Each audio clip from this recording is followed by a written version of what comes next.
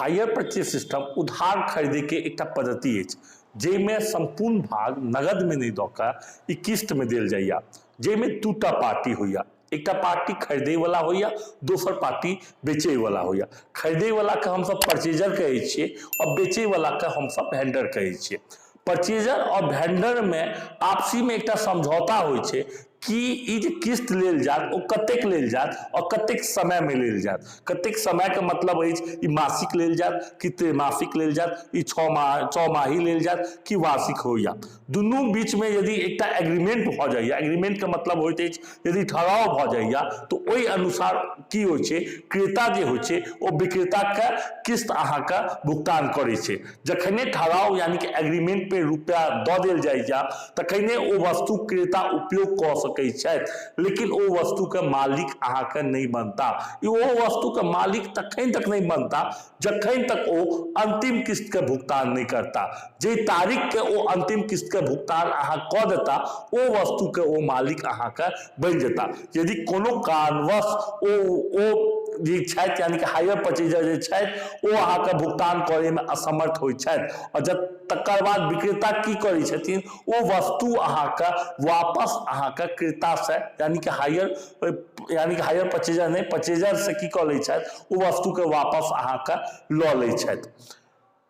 एठाम दुनू के फायदा छे। उदाहरण के लिए यदि ए के पास एक ट्रक अछि जकर मूल्य 10 लाख रुपया अछि और बी के पास जे अछि ओ ट्रक नहीं अछि, बी जे होइया ई भाड़ा वाला ट्रक पर माल बनबै छथि तखन एक अपेक्षा बी के जे छे वो अधिक किराया चुकबा पड़े छथि। बी के पास ओतेक रुपया नहीं अछि। यदि बी 10 लाख के बदला में यदि किस्त बाय 6 टा किस्त अहाँ के भुगतान क दै छथि यानी 2 लाख के मान लै छी एकटा किस्त होइ छै 6 टा किस्त के 12 लाख रुपया में भ जात 2 लाख क के 6 टा किस्त द दै छथि तो की करथिन विक्रेता जे छथिन से अहाँ क्रेता के वो वस्तु यानी कि क्रेता तो के छथि बी के वस्तु द दै छथि। जखने एग्रीमेंट पर 2 लाख रुपया वो द दै छथि ओही समय की करै छथिन विक्रेता ओ वस्तु के अहाँ के क्रेता के सौंप देल जाइ छै। यानी कि हायर परचेज सिस्टम में एक बात अहाँ हर समय याद राखब जखन तक अंतिम किस्त के भुगतान नहीं दै छथि ओ वस्तु के मालिक अहाँ के नहीं होइ छथि। जे तारीख के अंतिम किस्त के मालिक अंतिम किस्त के भुगतान क दै छथि ओ वस्तु के मालिक बन जाइ छथि। हायर परचेजर के बुक में आब हम सब जनरल एंट्री करब। यदि सबसे पहले यदि जखन संपत्ति के उधारी बेचल जाइया तो पहली एंट्री कयल जाइ छै assets account debit to hire vendor account. एक जगह संपत्ति में वृद्धि भेल दूसर जगह लायबिलिटी में वृद्धि भेल। अमेरिकन सिद्धांत के अनुसार यानी कि आधुनिक सिद्धांत के अनुसार यदि संपत्ति में वृद्धि भेल अकाउंट के डेबिट करबे, यदि लायबिलिटी में वृद्धि भेल तो अकाउंट के की करबे क्रेडिट करबे। यदि तकर बाद एग्रीमेंट पर यदि रकम देल जाइ छै तो एक जगह लायबिलिटी में कमी है दोसर कमी कथी में है कैश में कमी है। लायबिलिटी में कमी होय पर अकाउंट के डेबिट करबे और कैश में कमी होय पर अकाउंट के क्रेडिट करबे। इंटरेस्ट के रकम के ड्यू करे ला यदि इंटरेस्ट के रकम के ड्यू करबे, इंटरेस्ट हमारा लेल एक प्रकार के खर्चा छिए और वेंडर हमारे लिए एक प्रकार का लायबिलिटी छी। यानी कि खर्चा में वृद्धि होय पर अकाउंट के डेबिट कयल जाइ छै और लायबिलिटी में वृद्धि होय पर अकाउंट के क्रेडिट कयल जाइ छै। तकर बाद प्रथम किस्त के भुगतान करे लेल यदि प्रथम किस्त के भुगतान हम सब करबे तो एक जगह की हेते कि लायबिलिटी में कमी हेते दोसर जगह की हेते कैश में कमी हेते।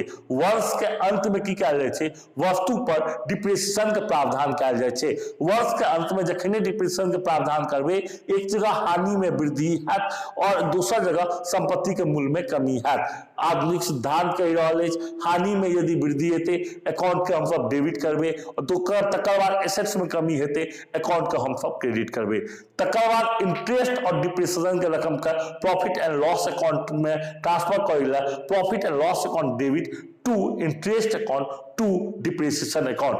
आगू साल से हम सब पहिल और दोसर एंट्री नहीं करब क्योंकि संपत्ति खरीदल जाइ छै एक बेर और एग्रीमेंट पर जे रकम देल जाइ छै से एके बेर देल जाइ छै, बाकी रकम अहाँ के देल जाय। आब हम अहाँ सबके विक्रेता के पुस्तक में अहाँ के जनरल एंट्री करब। सबसे पहली एंट्री होइ छै कि hire purchaser account debit to hire sales account, कियाकि जखने हम सब ककरो हायर परचेजर के उधारी वस्तु हम सब बेचै छियै, डेटर के निर्माण होइ छै। परचेजर हमारे लिए एक प्रकार का डेटर होइया। सेल्स जे होइ छै, जखने माल बेचै छियै, डेटर में वृद्धि होय पर अकाउंट के डेबिट करै छियै, तो सेल्स की भ जेतै, क्रेडिट भ जेतै।